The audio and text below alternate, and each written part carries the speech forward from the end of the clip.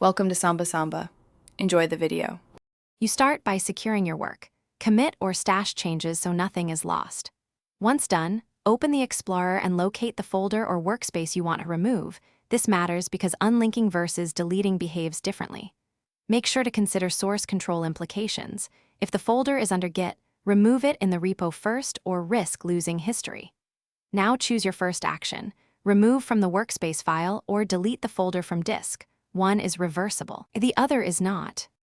You can remove a project safely by unlinking it from the workspace.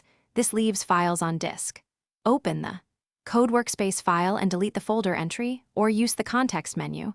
Right-click the folder in Explorer and select Remove Folder from Workspace. Alternatively, hit Ctrl+Shift+P and run Workspaces. Remove folder from Workspace. This is cleaner when you manage multiple roots. This preserves disk data and Git, so it's ideal when you want to stop editing without deleting source files. When you need to delete the project entirely, first back up anything important. Once removed, recovery is harder. Close the folder in VS Code to avoid locks, then delete via your OS file manager or run a terminal command. Be precise with paths to avoid collateral deletes. If the project was tracked in Git, make sure remotes and branches are cleaned or archived.